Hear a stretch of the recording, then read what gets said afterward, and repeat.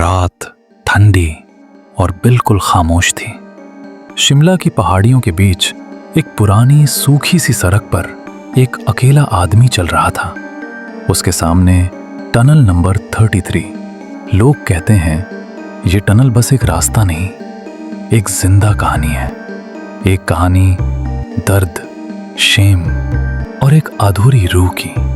जो लोग यहाँ आते हैं वो एक बार नहीं, बार बार पलटकर पूछते हैं ये आवाज किसकी थी। आज हम उसी राज को खोलने वाले हैं, कर्नल बरोक के टनल का सच। और वो सब जो ब्रिटिश इंडिया के लोग बता के गए पर किसी ने कभी प्रूव नहीं किया। 19 सेंचुरी का टाइम था। ब्रिटिश इंडिया पहाड़ी रास्तों में रेलवे लाइन बनाने में फंसी हुई थी। शिमला तक पहुंचने के लिए उन्हें कई टनल्स पास करनी पड़ती हैं और उनमें से एक सबसे मुश्किल टनल नंबर 33। इसका जिम्मा दिया गया कर्नल बरोक को, एक इंटेलिजेंट पर बहुत स्ट्रिक्ट इंजीनियर को। बरोक का प्लान सिंपल था। 2 तरफ से टनल स्टार्ट होगी, बीच में जाके मिल जाएगी एक परफेक्ट इंजीनियरिंग कॉन्सेप्ट।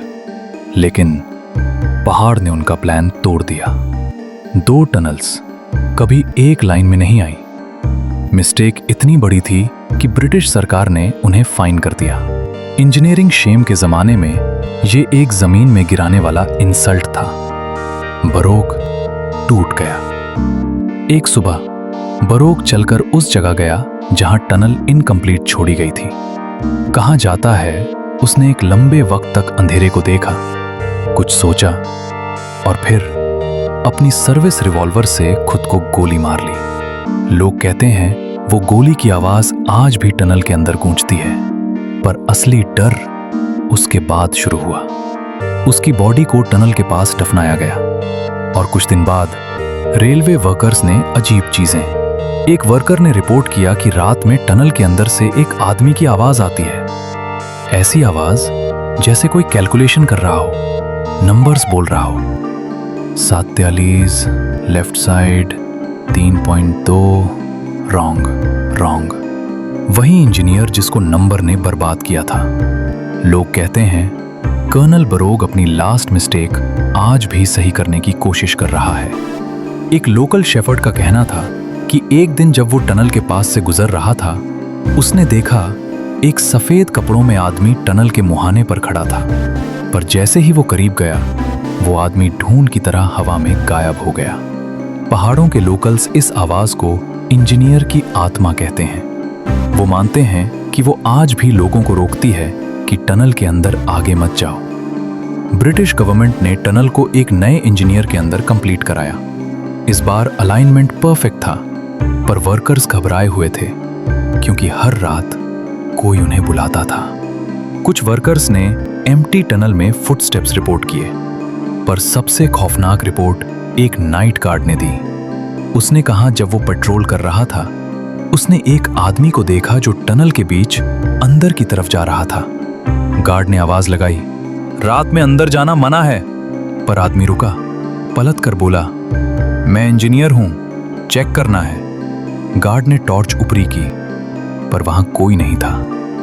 फुटप्रिंट्स थे, पर आदमी गायब। साइंटिस्ट्स कहते हैं कि टनल की शेप आवाजें रिफ्लेक्ट करती हैं, बट एक चीज वो भी एक्सप्लेन नहीं कर पाए, नंबर्स की आवाज। वर्कर्स के हिसाब से ये फेंट काउंटिंग होती है और हर बार same digits, same sequence, exactly वही जो बरोक ने अपने कैलकुलेशन जर्नल में लिखे थे। जर्नल आज भी शिमला आर्काइव में पड़ा है। पैटर्न सेम, कोइंसिडेंस या कुछ और? आज भी जब टूरिस्ट्स रात में टनल 3-3 के आसपास रुकते हैं तो उन्हें लगता है जैसे कोई उन्हें ऑब्जर्व कर रहा हो। कोल्ड पैचेस, विस्पर्स, टनल के अंदर से ठप ठप ठप फुटस्टेप्स। एक कपल ने बताया कि उनकी गाड़ी टनल के बाहर बंद हो गई और फिर 3 जोर के नॉक्स बॉनेट पर।